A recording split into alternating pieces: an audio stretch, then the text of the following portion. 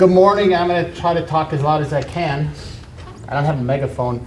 I'd like to call the March 7th bid board meeting to order. We have acknowledgement of a quorum. The first item of business is to approve the minutes from the last meeting. Motion to approve. Second. We have a motion, a second, any discussion? All in favor?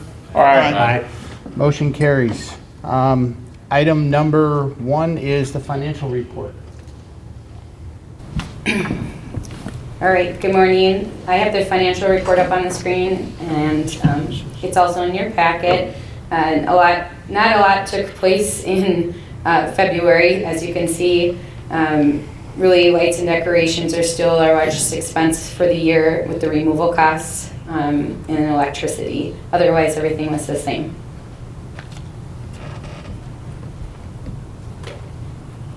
Motion to accept. Second. I have a motion, a second, any discussion? All in favor? Aye. Opposed? Motion carries. Item 2 is a review of the bid board bylaws and Municipal Code 1.51. I had a question after the January meeting, I had a number of people come up and ask me about why all the other city committees get appointed in April and the bid is in December or January. And as I was talking to Ian and kind of doing some research, we found out there's some confliction between the city code, the state statutes, and our bylaws. So we have Ian here today to talk about his recommendation of how we need to adjust this so that we can get all 3 documents kind of in line with each other. So with that, let Ian take it away. So let me walk you through first, like kind of the pecking order of how the laws apply. So the bid statutes say that sorry, I gotta find the statute again here. Chief Executive Officer, so the mayor in this case, shall appoint members to a business improvement district board to implement the operating plan. Board members shall be confirmed by the local legislative body and shall serve staggered term designated by the local legislative body. So that's basically saying that the Common Council determines the appointment of the bid board. Well, determines the ordinance and then the mayor appoints with council approval. And it does state in there as well, and this is slightly different, that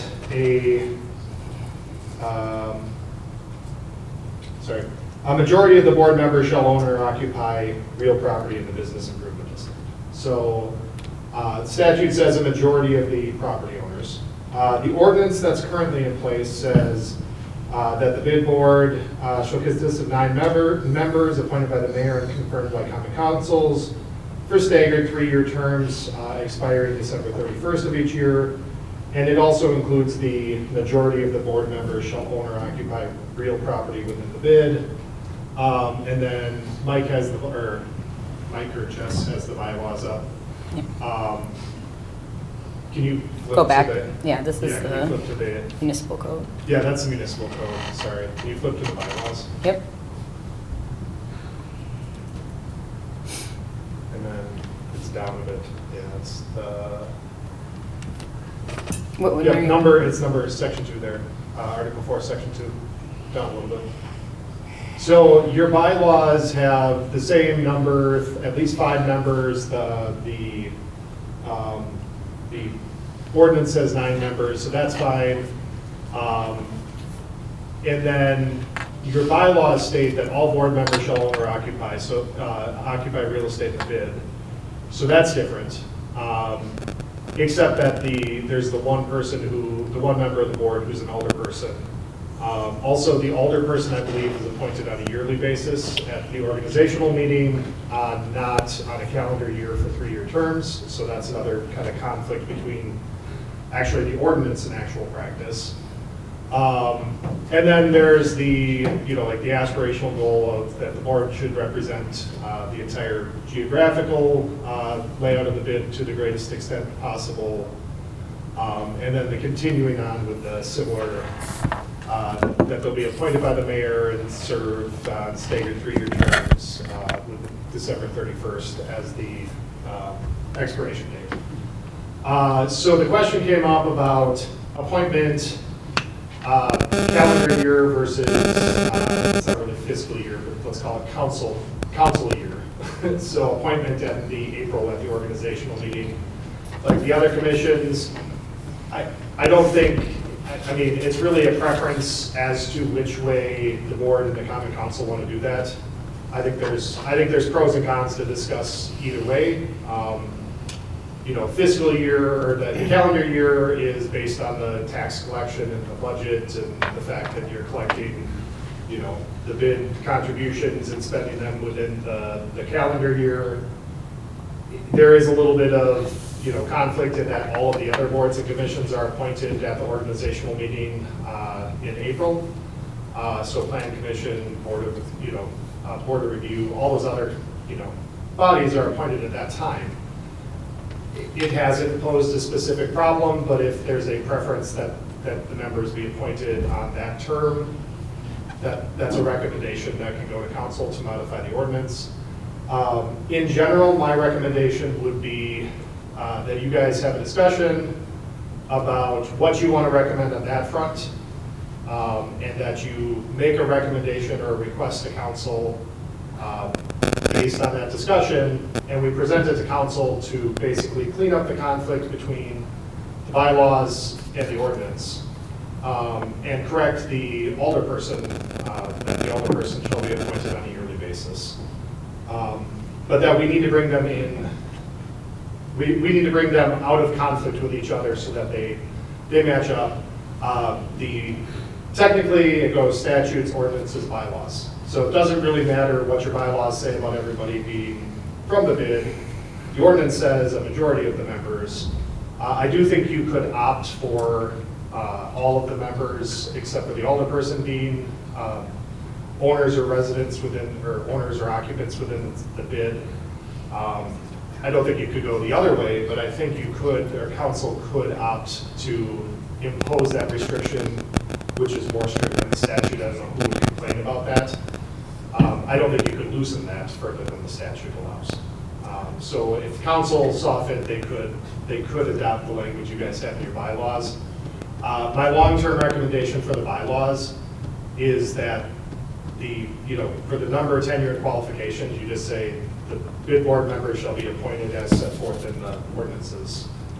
I would, if the goal is still to have the geographical representation, I think that's language you could include. That's more an aspirational goal and giving some advice to council on how you'd like to see people appointed, but it's not legally binding. And it's not legally binding the way it is right now. It's just saying we'd like to have as great a representation as possible.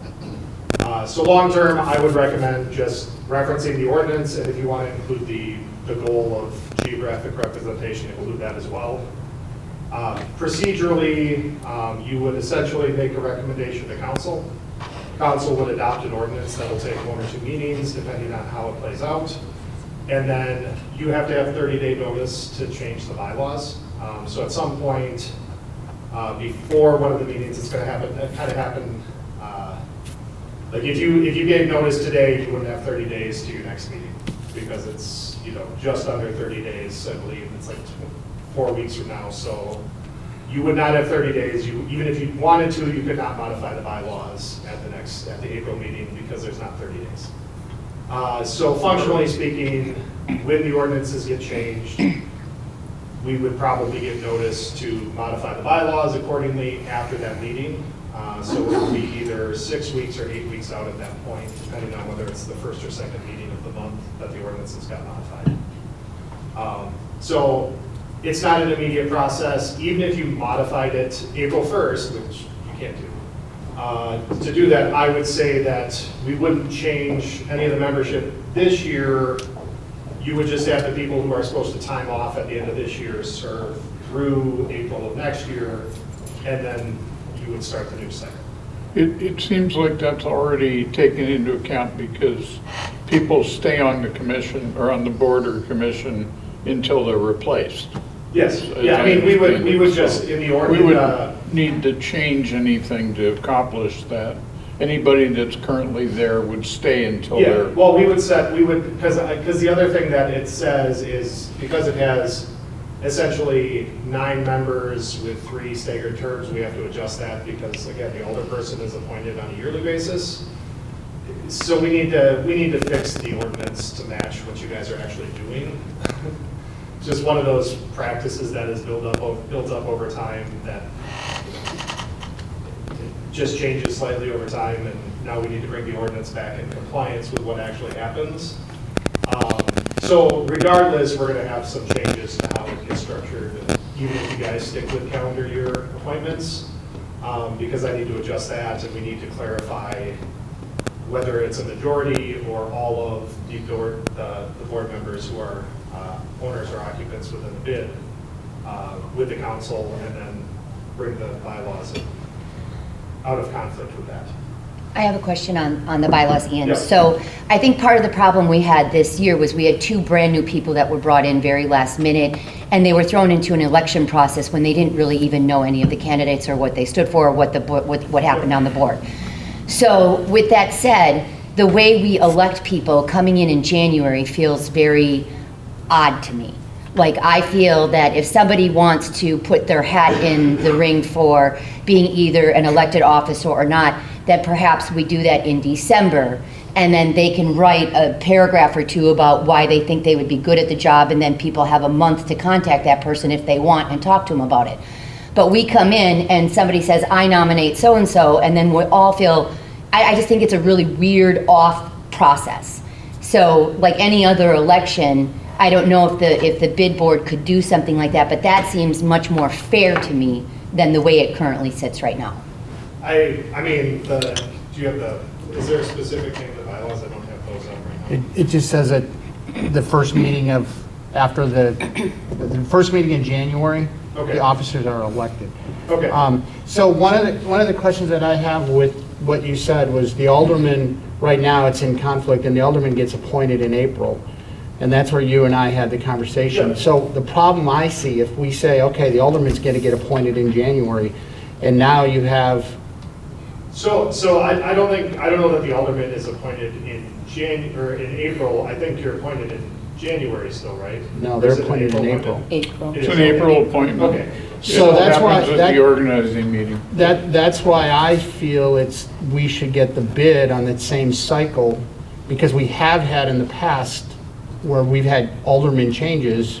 It Yeah, happened somebody with, doesn't run for reelection. or we had the case where Mark, Yeah, or, yeah. Traditionally, it's the District 2 alder person who's the bid representative. well, it's been others before. So Okay. we had Justice here, or we had Adam here, and then Justice okay. beat Adam.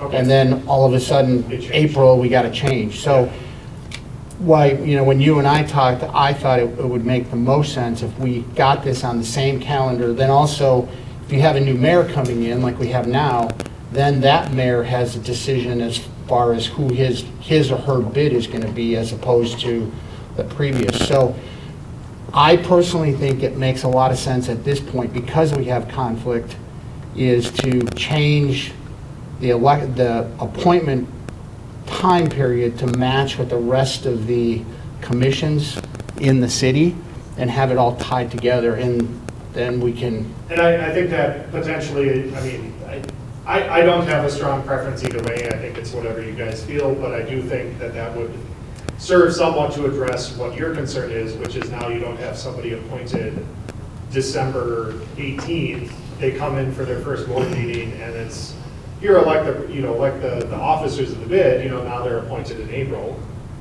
They have 8 months under their belt, and it's, and then I don't even know if you need to do a different nominate, because by that point you kind of understand the lay of the land. Right. It's not like you have to have nominations in December. Right. You can leave that alone. Again, I don't have a strong preference either way.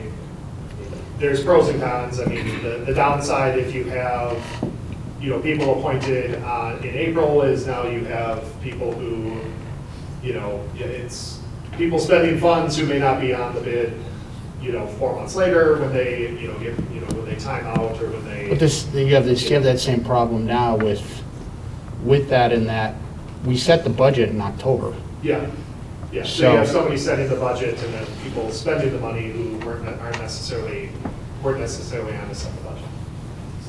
Or people controlling the budget when they're not going to be there to help spend the money. So, I mean, there's pros and cons either way. To me, one of the bigger pros is that, like you said, you don't come in as somebody who's brand new. I mean, I've been that person on the board and, you know, it's the organizational meeting, you're there and you're like, yeah, sure, I'll approve the executive committee and I don't really know any of these people, but yeah, you know, thankfully it's usually, you know, a fairly obvious decision. It's not like it's competitive and a lot of times at the nonprofit boards, but when it is, it's kind of weird because you don't know the players. So I have no issues with that. If there's a recommendation, we can certainly take that to council. And like I said, we need to fix the ordinance one way or the other to make sure that the alderperson is addressed appropriately. So we can, you know, make any adjustments at that point. And if the request is that all of the board members except for the alderperson be members of the bid, or, you know, owners or occupants of the bid, then that's something that should be relayed to council and they would have to make a decision on at that point.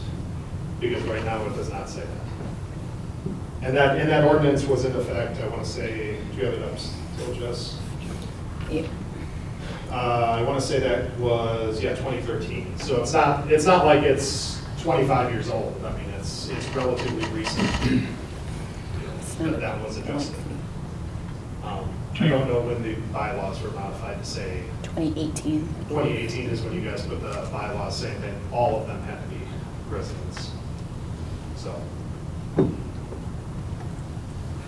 Which would apply to The ordinance controls. municipal Yes. code Yeah, control? the statute delegates that authority to the legislative body, so the common council, the ordinances would determine how appointments happen.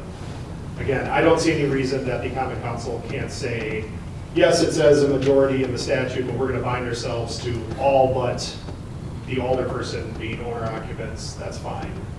You just can't go the other way and say, we're not, you know, we're gonna have 6 of the 9 members not be residents or owner occupants, so.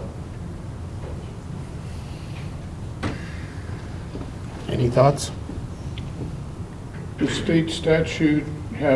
state statute address residency at all? It says majority has to be owner occupants. Okay, so you couldn't have 6 that weren't. You couldn't You go could have- less than that, but you could optionally require yourself to, as a common council, to appoint a higher percentage of that. So, I mean, no different than, you know, there's certain things that are 2/3 votes of the common council, but you could, by charter ordinance, require certain votes, or you have done that actually, like the pulling money out of reserves requires, past a certain point, requires a supermajority to agree.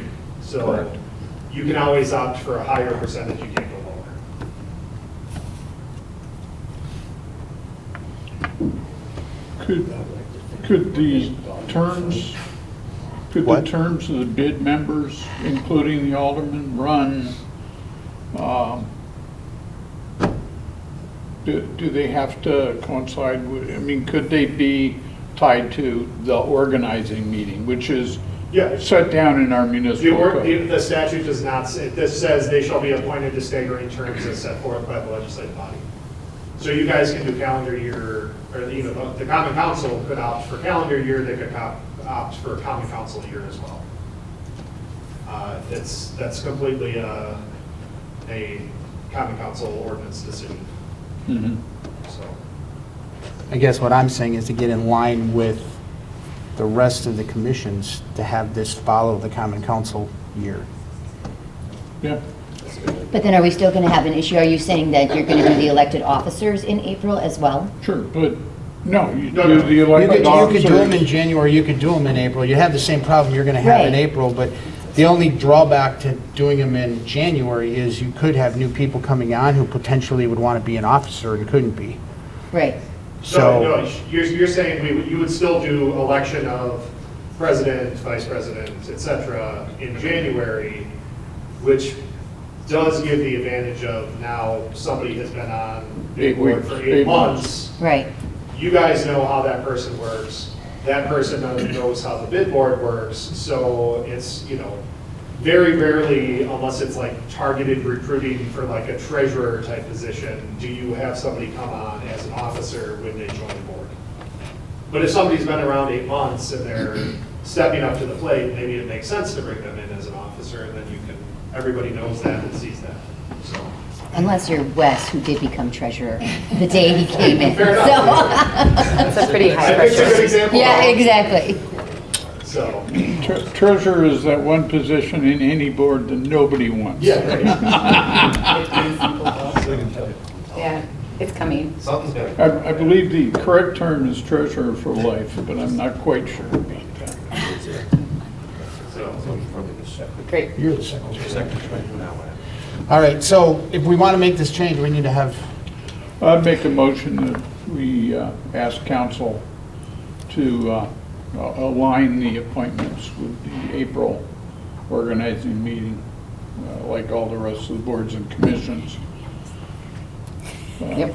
Yes, I like that. is that a second? Second, yes. We have a motion and a second. Any discussion? so the only thing I would throw out there, and this can be a separate motion if you like, is there also the request then of common council to bring the membership in aligned with bylaws so that it goes from the majority to all of, except for the alderperson, are owner occupants. Personally, I personally think it should stay as a majority, because if all of a sudden you have somebody that's really, really good that's outside and you want to get them on to help, if you change that to all, then you can't do that. Those people could also serve on committees, I mean, I think that it's important that the bid be represented by owners or occupants of the businesses. I think that's really important. That's what we're here for. And I have no problem with that. I think I would like to have, then I also would like to have the language stronger, that there's representation throughout, so that you don't have what we have right now, where we don't have any representation on 6th and we don't have any representation south of Walnut Street. Yeah, I personally think that's a big problem. Those people are paying in, and there's no representation coming from those parts of the district. But that's up to the mayor, isn't it? Right, but that's what I'm saying, we could, hopefully, there's some way we could So change that. I don't like, with that one, I don't like restricting, because what if you don't Can't find have somebody anybody. who's going to do it? I mean, so I do like, I don't mind the aspirational language saying, mayor, please appoint geographic representation. But if, they asked at a bunch of the businesses, south of Walnut, and, didn't find somebody, or the only applicant they had from there was somebody that, for whatever reason, personal, political, legitimate, they didn't want on the bid board. Like, I don't like tying And, somebody's and, yeah, hands to that. and that's, I think that's fine. I think we need to then somehow stress to the mayor Yeah. that this body, because we've had this conversation before too, should be able to bring forth some recommendations of people and not just go rogue and do whatever they want. Well, you can always bring forth recommendations. You can always give a list of people and say, hey, mayor, we did your work for you. We found somebody, here's 3 people. We kind of divided it up into districts. Here's some recommendations of people that we vetted and we think would be good. And we're recommending that. It doesn't tie the mayor's hands. It just says, we did your legwork for you. Please consider this. I mean, that's no different than a city planner going out and saying, here's a list of people I think would be good for the plan commission. Or the police chief saying, here's a couple names that I think would be suitable for the police and fire commission. I mean, you can always do the recruiting, it's just you can't tie the mayor's hands. Okay. So, and again, and even if you did, the mayor can remove that will. Right. Yeah, from these boards, because that's the way the statutes read now.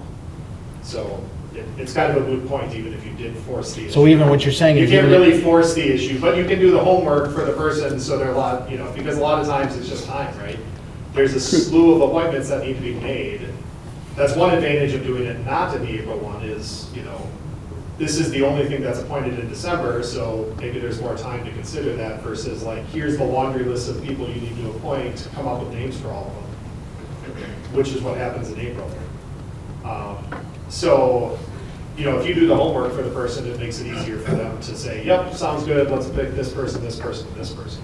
So We could- that would be my recommendation if you want to try and help with geographic representation. Yeah. We could certainly make it just a standing,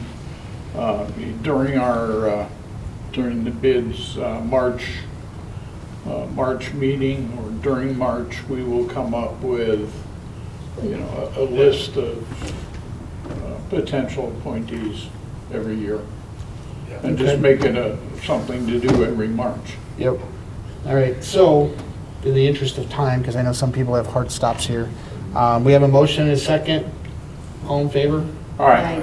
Opposed? Motion carries. And then, do you want to look at a second one?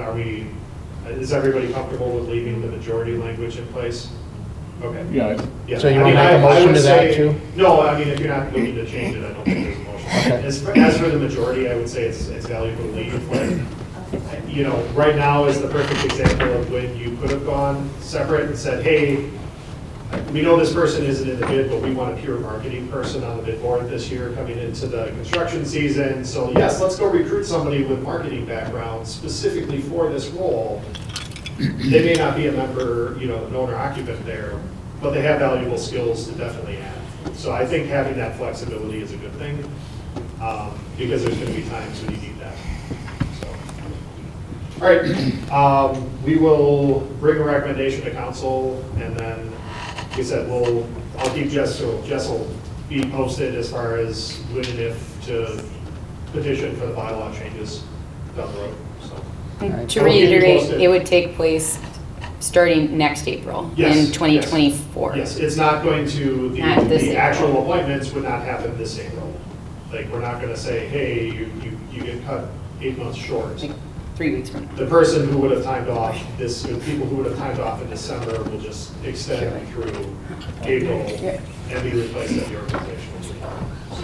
Great. Does that make sense? Yep. Okay. Yeah, so it may not happen immediately because there isn't a huge rush to do it. We may adopt it over the summer for the ordinances and stuff like that, so. All right, thank you. Thank Thanks. you. Thank you. Next item on the agenda is the transfer of money for the downtown reconstruction project. And I think everybody was sent the document from Jess yesterday. I'm pulling them up too, in case you didn't see them. So the just to kind of set a little landscape here, kind of the spirit of things in the past, and when this fund was created for future projects, the idea was that the bid wouldn't spend its money on things that were technically the city's responsibility. So, for example, if we wanted, which is the case here, the city would normally put in regular sidewalk, and we now want decorative sidewalk, the bid would potentially put money towards that upgrade. So the city would take care of their portion, and then any upgrade that the bid wanted could potentially be coming from the bid. So, like the sound, in the proposal here, there's the sound system, there's the EV chargers, there's the kiosk, there's the light poles, which I have a few questions about that. And so at this point, we need to make a decision of, okay, do we agree with these projects? Do we want to add any of this in? And then take our 200,000, or we have more, put more into it to do more of these other projects. So that's kind of what the conversation is about here. And I guess what I would like to start with is the light poles, my understanding is the light poles that were picked because we matched what was on the Riverwalk. Is that correct? Yep. Yes. So I guess my thoughts are is I don't have a problem putting some money towards it, but I don't feel that because I haven't seen any numbers that said, here's what the lights would be like. And I don't know if you saw my email of, hey, do we have any pictures to Yeah, show? I'm working to pull it up from previous. I don't see where the bid has and I don't know that you're asking for it, but I don't know that the bid has a full responsibility to cover the decorative light poles when they're matching what's currently on the Riverwalk. So I'm just, it's how the numbers kind of, and how the money plays out. I'm more interested in also not setting a precedent to get away from we spending for upgrades and not for what would be a city responsibility. Granted, the lights are like $400,000. I think that's what it is in this budget. Yeah. So the items in question are the upgrade to the sidewalk, whether or not we want to put in the sound system, whether or not we want to look at putting in a kiosk system down the road, because we have to put in foundation of it, whether or not we want EV chargers down the road. There would be a company that would do it, but we would have to, the bid would have to pay to put in the pedestals at this point. And then the lights. That number is way more than the 200,000 we had anticipated. I don't know exactly what it is, but it's considerably more money. And you do have 284,000 in your fund balance right now, along with your current year budget, just so you have a sense. What's it? For electric cars. So I do know there's people in the community that think they should happen, because I've gotten some phone calls and I'm like, I don't think this is a bid. I like the idea and I want to put one in front of my store, but it's not the charger that catches fire, it's the car. So I guess, like here, okay, there's an analysis of the concrete. I think it's $2 a square more, from 7 something to 990. Yes. Do we know what that total number is for the differential, so that we can assign amount to that 200,000? For the picture frame finish was Right.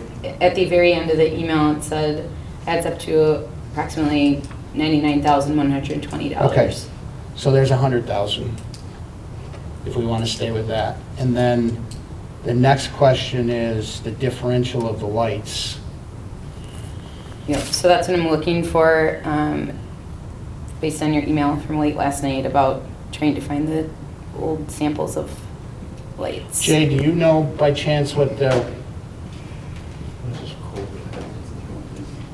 Yeah. Cobra-headed lights are the ones that come up on a pole and then they arch over and they go real high. In other words, they would probably be higher than most of the buildings. But I guess the question... And they do a wider area, so you need less of them. And that was sort of, It wasn't the light pollution a problem downtown with all the second stories and yeah, apartments? that was one of the concerns.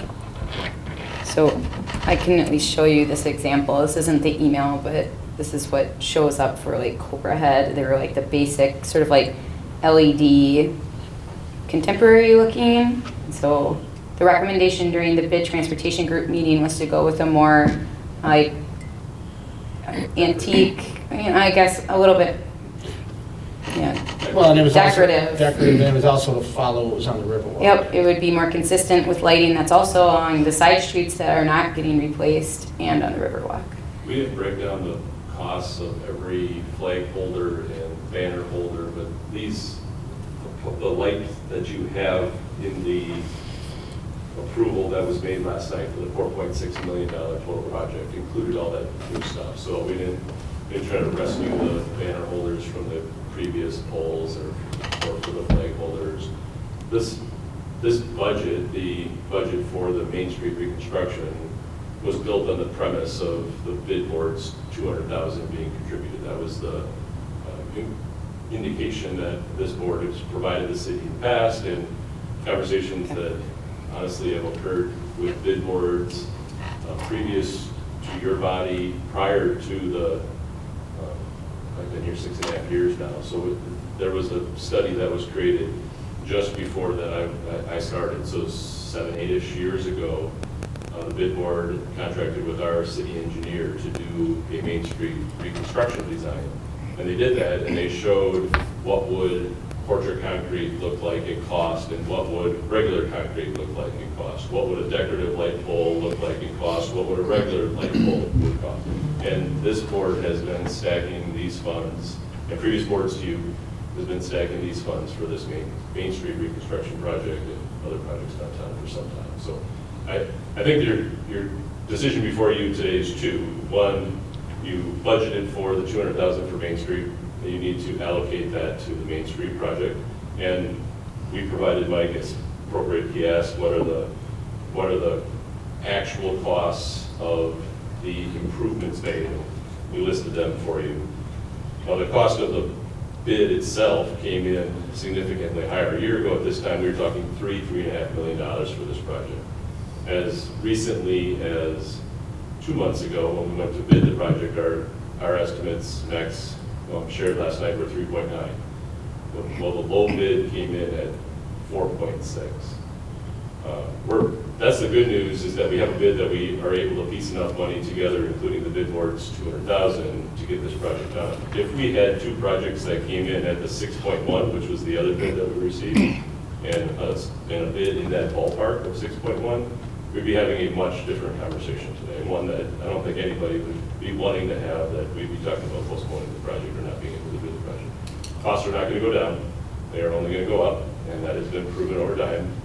So doing this project and authorizing the $200,000 would be very much appreciative from the city standpoint to get this project done. And in the next conversation, I think the next public policy decision before your board is that alternate list.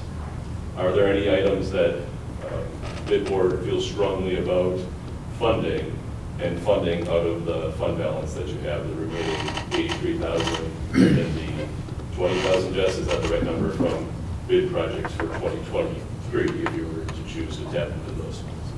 I think those are the two public policy decisions before you today. And I don't disagree with what you're saying, Jay. My question is, how do we allocate that $200,000? Because that was part of the. You just do it. We just, Make a Well, motion to we allocate. can, but that's not how it was approved in the budget. Was that there were supposed to be projects to it? Future projects, and then the future project is enumerated before you. If you were to try to allocate the cost, decorative lighting difference at 180, another 99,000 for the, you're already at 280,000 plus the other two. What I'm trying to do is I'm trying to figure out if we can get more. $310,000, Mike. So you're way over the 210. We're not asking for more. And I'm not sure if that was clear when you started, but the city's not asking for more than the 210. I'm not asking for 310. We're asking for the 200,000 to get this project on the road. Okay. So I guess the question then, okay, so that's a given, the 200. Then the question is, how strongly do people feel about a kiosk, the kiosks, because that would be extra money, and how strongly do you feel about the music? Me personally, I think we have cell phones and everything else. The kiosk is a lot of money for nothing, but the music brings a lot of ambiance to the downtown, and, you know, maybe we give the 200 plus we do the music. I love the music. Yeah, I agree. Music for sure. And that's kind of where I'm headed with this, is I want to make sure that we have enough money and we can maybe do all, we got 280,000, so take 250 of it and spend it. yeah, just as I understand it, the alternate one, which is the install city furnished speakers, we would need to purchase the speakers as well, which Yep. is $40,850. So this is the estimate for the speaker system. It's a Bluetooth system, it's really, really nice. So that would be 250 total we would spend.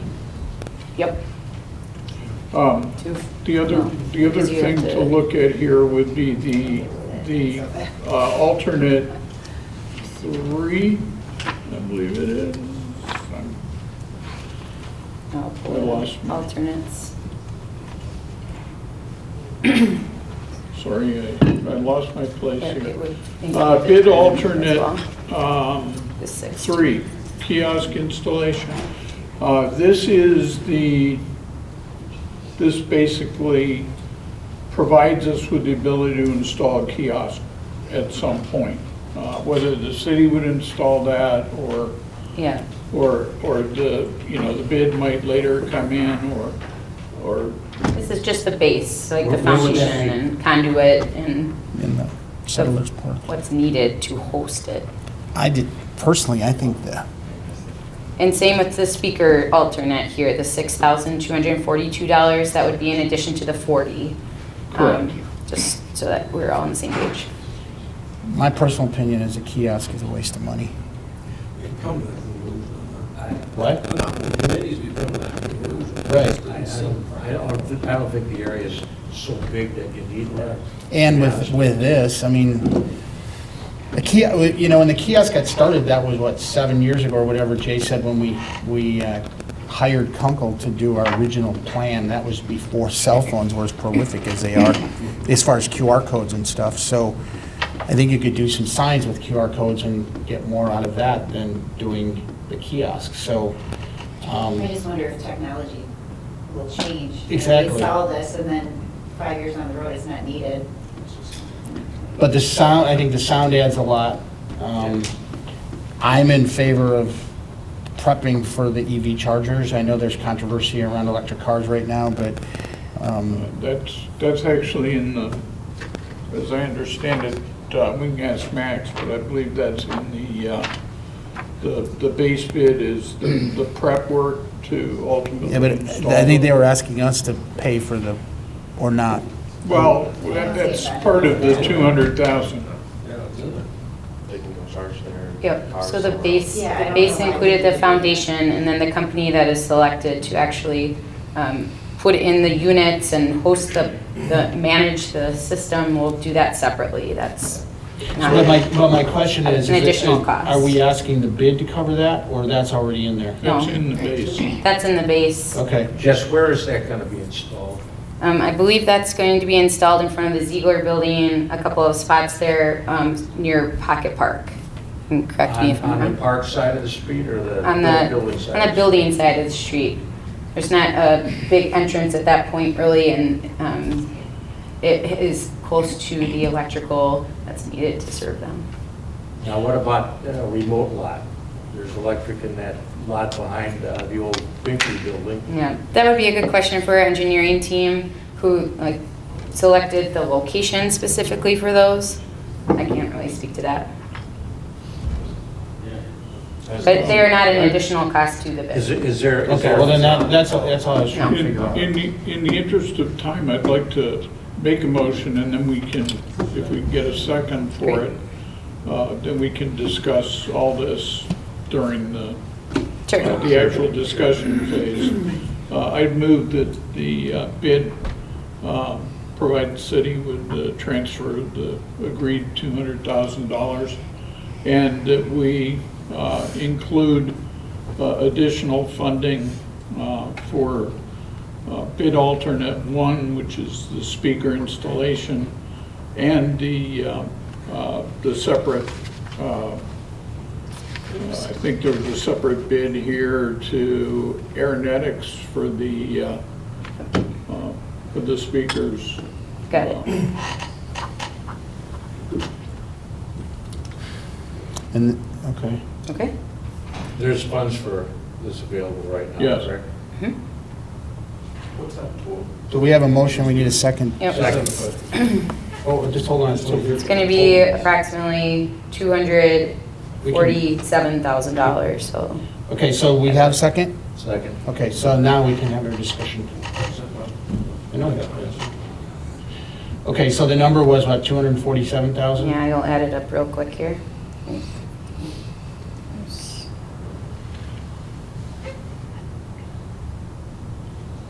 247094.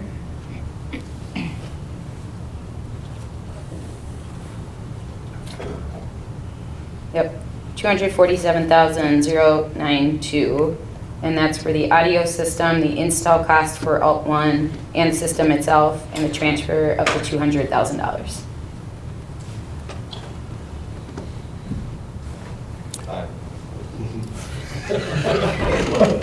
Okay, we have no further discussion? We have- The only discussion I would throw out there is does the city, since the bid doesn't have a strong feeling for a kiosk, does the city have a desire to put a kiosk in place at some point? I mean, none of the alternates achieved, they weren't strong enough within the council to be added to the already higher number than people were expecting. So the question would be if the city at some point wants to install a kiosk, what would the cost to do this prep work for the kiosk? In other words, is there somebody, and I'll ask this of either Jay or Jess, is there somebody at, some city department that has plans to, or desires for a kiosk? It's possible that in the future, the communications department could look to install a kiosk if that's something we felt was going to be wanted and used. The cost today is the cost of the alternate 3 for the install, and the cost is also the $16,093 for the unit itself. We have been exploring some touchscreen software to be used maybe in City Hall. That same software would be utilized here, and the communications department's covering that software right now. So it's possible. I think it would depend on if there's a demand for the product or not. And I agree with Beth. Technology's gonna keep changing. I don't think the bid wants to put money into that. Okay. So you're talking about saving money on the prep work for that? Is that what you're? Well, if we don't, I'm guessing that if we come in after we've rebuilt Main Street. That's gonna be a lot more money. That it's gonna cost a whole lot more than $5,000. Right, you could Because choose nobody's to interested in also doing it. fund the alternate 3, just the install prep work Right, that's Yeah. what I was talking about, is just, for is it $5,600. worth spending $5,653 on we might do this sometime in the future? So is the prep work they're gonna do, Yep. would that have any application, this is having a crystal ball, have any application for anything down the road besides a kiosk? If we're putting in pipe to get something there, then maybe it makes sense, because you're just putting in infrastructure under the ground to maybe pull wire later for something. Yeah, and a base, you're putting in a base that you can structurally mount something to. So if it's not a kiosk and the technology changes and something else wants to go there, that could happen. There's no enthusiasm for this gas, I'm not sure how to keep discussing. No, we're not talking the kiosk, we're talking the, Yeah. Like, There's no enthusiasm for it at all, so why put money into the base? I don't understand. I think it's a waste of money personally. I was just asking if there's already somebody that's, I want to put a kiosk there. Just asking.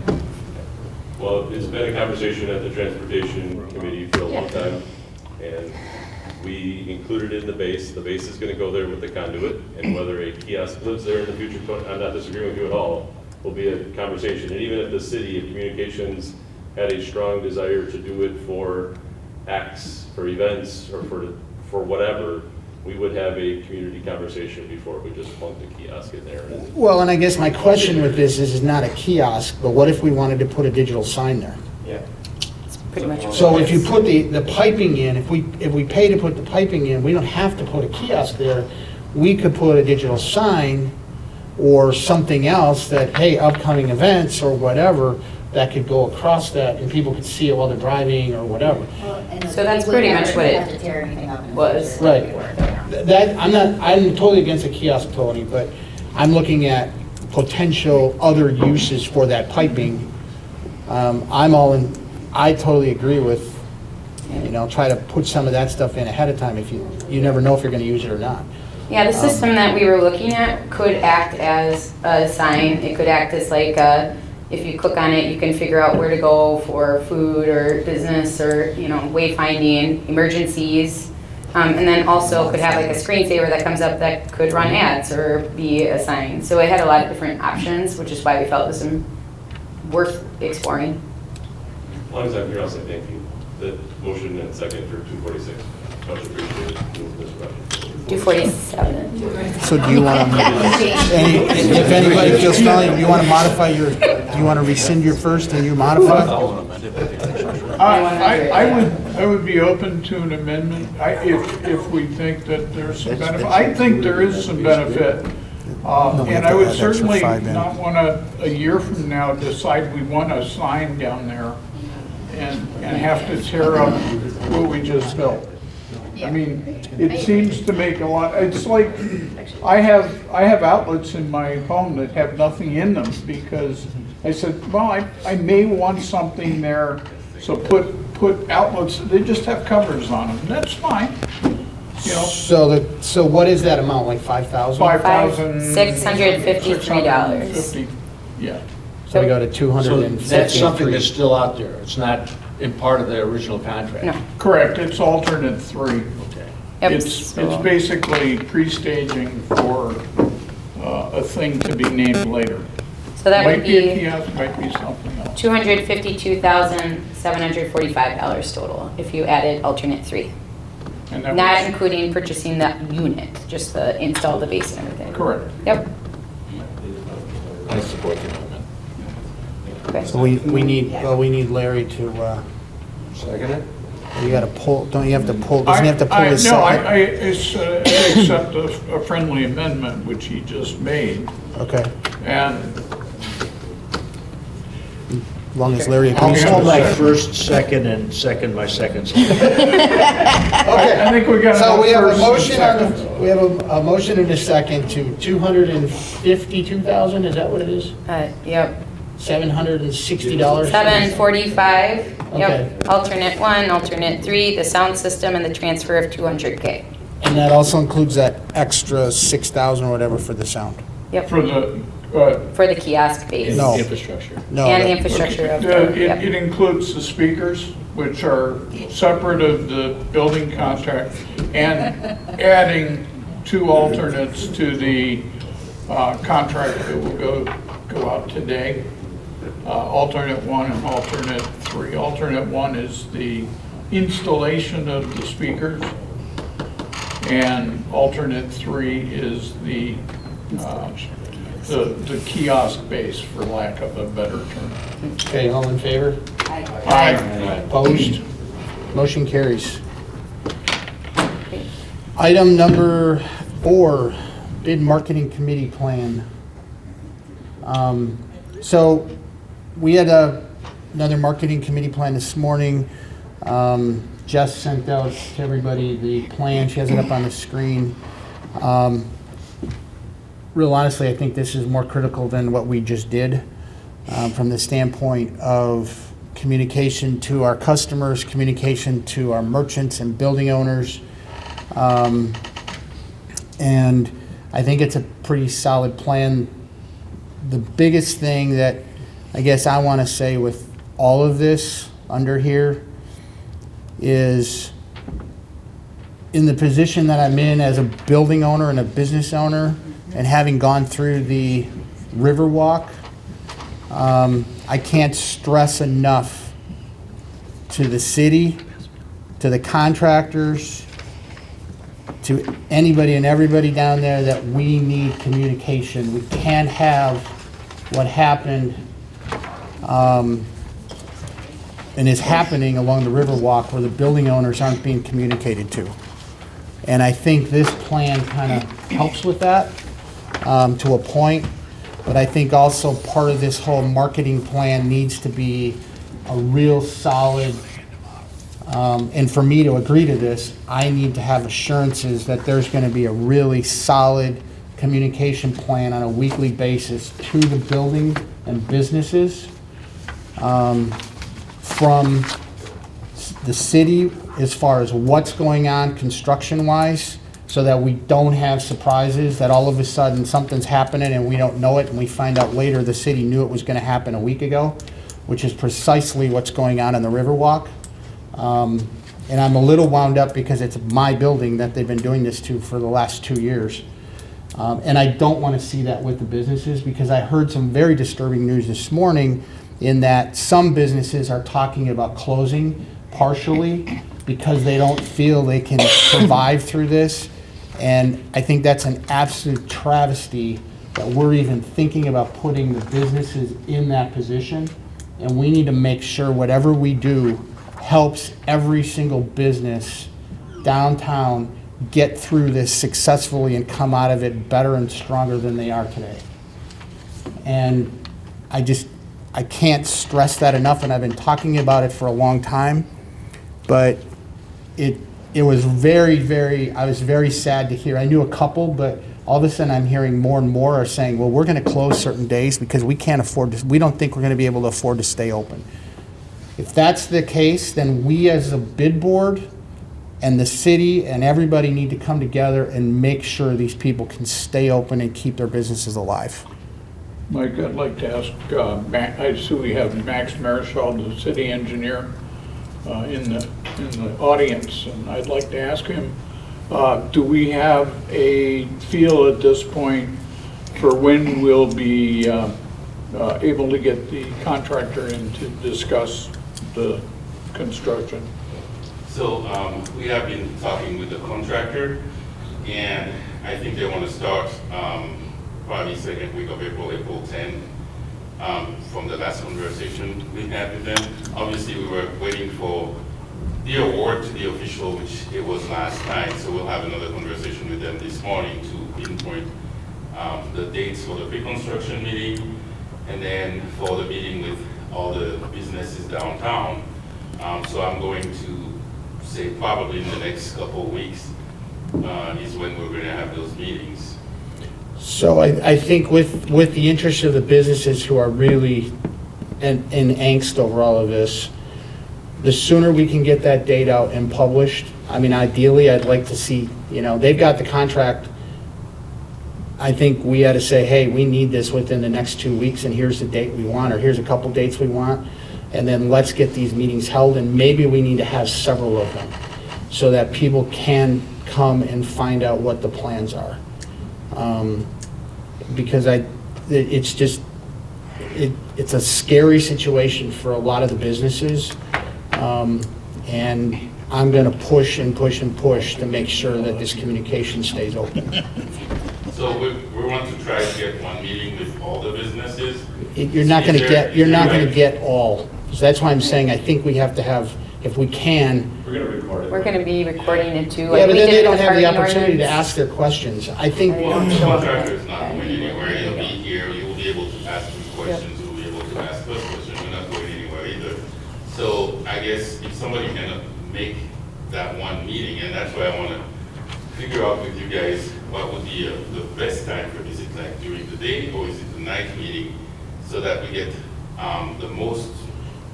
Probably we won't get 100%. I agree with you, but the most business owners or representatives to that meeting, so we can make it more efficient. I think the problem you're going to have is you have businesses that are open at night, like the restaurants and stuff, and then you got other businesses that are opening in the morning. Some of these are small businesses, and they have families, and they're getting kids to school and doing all of that. That's why I'm suggesting we did it for the parking. Why can't we do it for this and have one in the morning and one in the evening? And then we can try to accommodate everybody. We'll see what we can do, and we'll be in touch, because we're going to call him today. Okay. We're going to call the contractor today. I mean, I realize you're going to record it, but there's nothing like having the ability to come and physically ask your question yourself. Yeah. And that, like I said, that will be something that that will be available throughout the project. And I know you said something about the weekly update to the business owners, but I want all the business owners to know as well that you don't have to wait for that day, like that Wednesday or that Thursday, whatever we decide. You have a problem Monday, we're gonna have an inspector on site, the contractor will be on site. Do not hesitate to go to them right there and then tell them, I have a problem right now, I have this issue right now, so we can fix it right away. So I think that, and that's good information to make sure that the businesses have, so they know who that person is to go to. You know, is it the guy in the white hat or the purple hat, or what is it, so they know what they're looking for? Mike, I think he should wear red and white stripes I don't care what he and a wears. red hat, and call him Waldo. Where's Waldo? Yeah, exactly. I mean, I think that's great. What I'm saying is if we can do a weekly WebEx where people can log in, they don't even have to come here, we can just do that and if one person shows up on the meeting, then so be it. If multiple show up, at least people they may not feel comfortable walking up to a contractor. So I just want to make sure we have good, solid communication with everybody through this whole process, and I would rather we plan to over-communicate and communicate them to death than under-communicate. Okay, understood. Just a question for April 10th, and don't misunderstand, I'm a big fan of this through and through. My question is more tactical. If it's April 10th, there's a few businesses of ours that have a lot of volume that happens within that week because of tax day. That happens April 18th. Okay. So we just want to know, is the whole street shut down? How do we want to communicate to our clients? Because there's a lot, unfortunately, people procrastinate, right? So there's a lot that happens in that last week. Sure. Okay, and I said April 10th. I just threw that date because what I heard from the contractor was second week in April, and I know that's a Monday, so One more week. I don't know exactly. Yeah, can you make it like one more week? Can you postpone it? But then I understand you're saying with tax day, etc. So that will be part of my conversation with the contractor this morning. Okay, thank you. And then I will be able to get back to you on that. Just letting the contractor know that, so it's up till April 18, you said? Correct, it's a Tuesday. Okay. The reason is April 17th is Patriots Day, and there's a lot of irony there. Okay. So I guess, kind of with that, Max, and I know in the transportation meetings, there's been this conversation of, closing the whole street in one shot, and there's reasons for it, but if there's a way that, they know there's going to be a 3-week period that we're only going to be working down in front of Tony's building, and they're not going to be on the rest of the street, if there's a way to open it up safely to let people come in, I think that would really help everybody.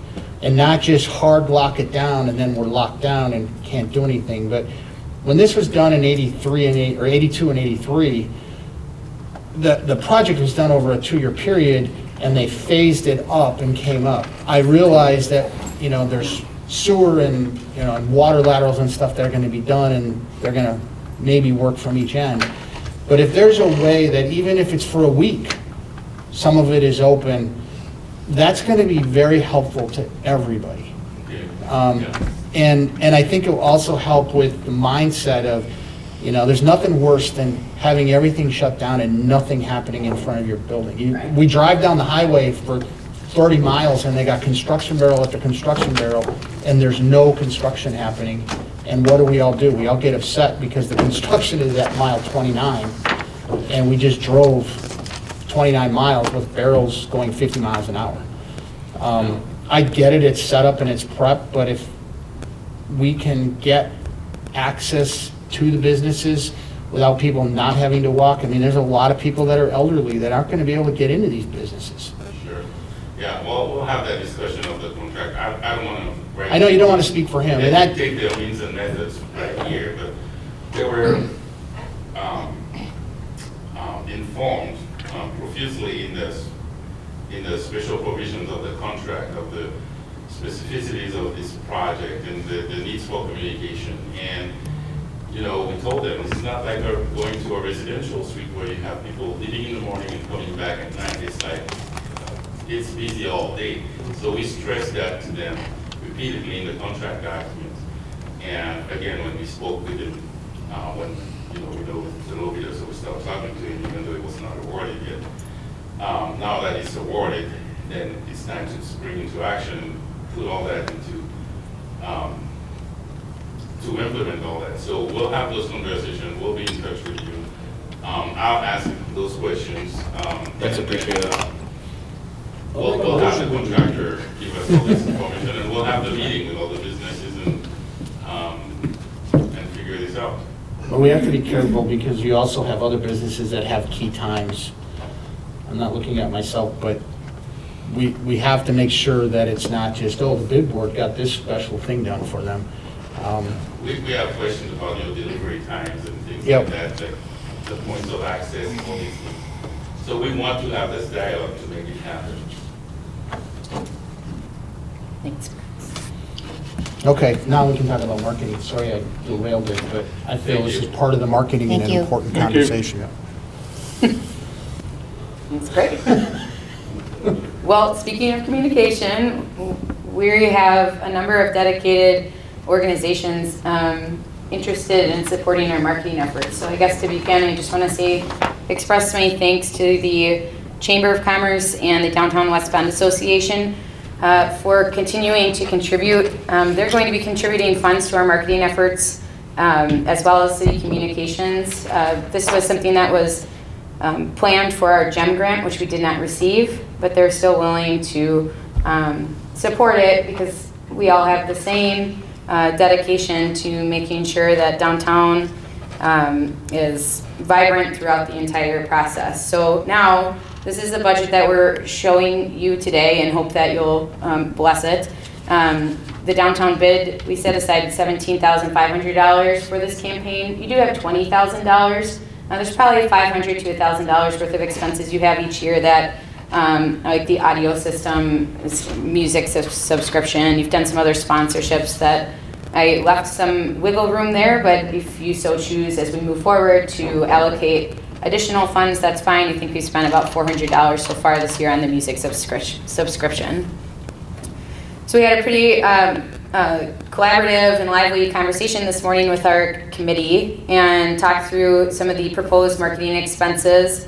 That's a part of this campaign that would be running immediately. So we would start working on ordering signage and doing some digital promotion after this meeting through the entire process. So we talked through a mix of media, billboards. So I did meet with Kathy Murphy. She was on this board previously and has a marketing firm in West Bend. And she is willing to assist us in a plan for billboard advertising, primarily in the local market. There are several Clear Channel billboards in West Bend and right outside, both Clear Channel and Lamar. She's willing to do so at no cost. And gets a significant discount on the rates of those display ads. So I'm waiting to learn more. I haven't received the estimate yet. This is one of the items that we talked about today. If it comes in and we can afford like one billboard, then maybe we'll circle back and redistribute these funds in more like digital advertising or other. Set aside $1,000 in print media, mainly local. Social media, we'd like to get going right away, creating Facebook ads, Instagram, Google, and then utilizing YouTube. So City Communications is willing to produce 2 promotional videos for the downtown this summer and spring that would run on YouTube. And it's kind of those ads that begin at the beginning of your video that we've watched. We've had a lot of success with those and also a lot of social media advertising. It's inexpensive and we can target as close or as far away as we want and to whom we'd like to reach.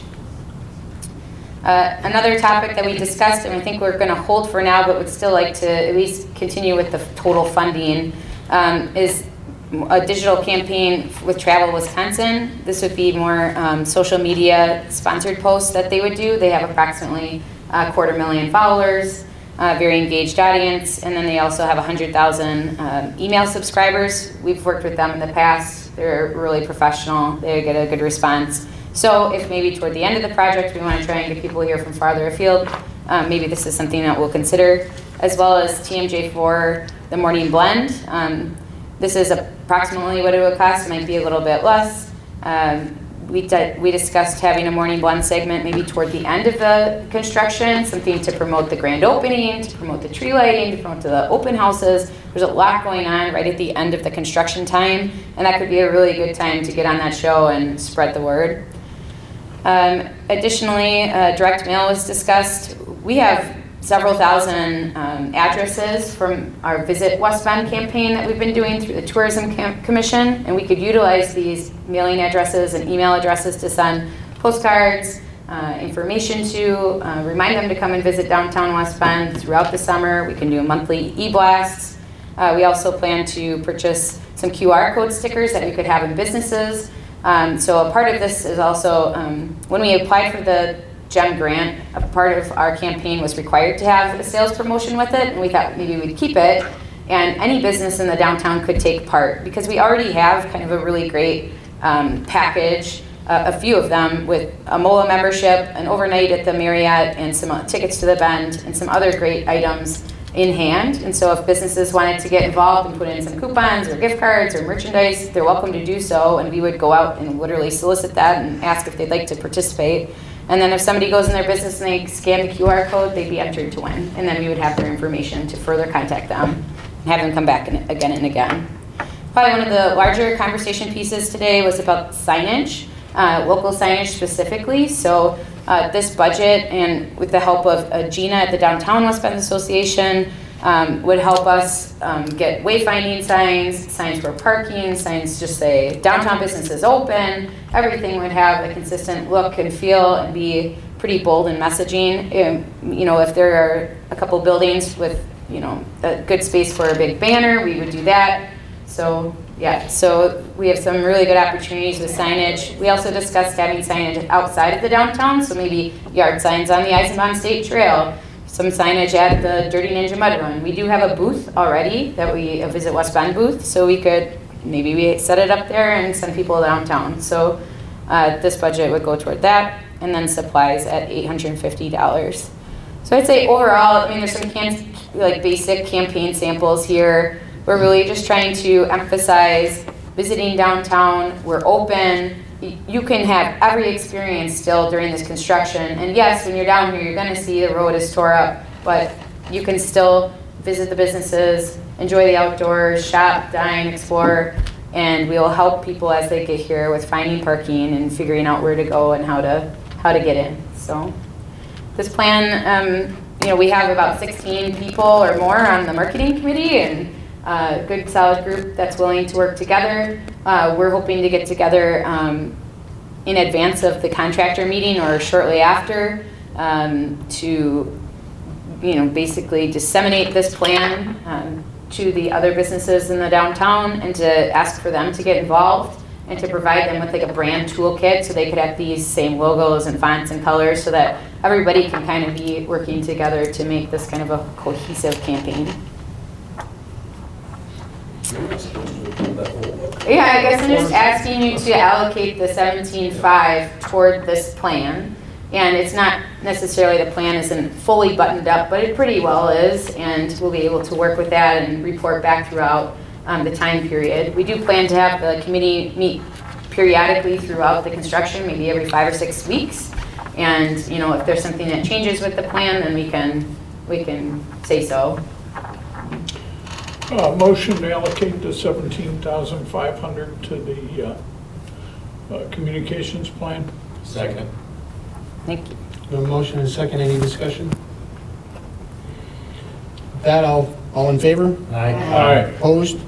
Motion carries. Thank you. Next item, which was Tony's request, is employee parking. During the parking discussions, there was a lot of focus on the difference between employee and customer parking. We never really went any further with employee parking. So I was wondering if we could establish a committee to just look into that. There was questions about how many employees are there, how many cars, all those things. We clearly have seen how it's dispersed. Looks like it's done okay. So I just wanted to throw out there if anyone would join me and all or to continually find options for employee parking. Anybody else? Committee I'll of help. 2, 3. That's a committee. We need two of us to have a quorum. Remember that. It's gonna be exciting.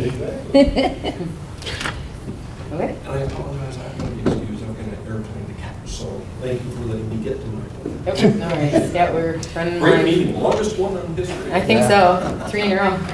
Okay, so we, I guess, does the bid wants to create a committee to study employee parking? Is that the, I that's guess the that would be a proposal? motion. Yeah, motion to create a committee to study and suggest alternatives for employee parking. Okay. We have a motion and a second. Go team. All in favor? Aye. Opposed? Motion carries. That's fine. Item 6, Great. the bid facade grant committee update. Mark? Yes. Bid facade grant committee met.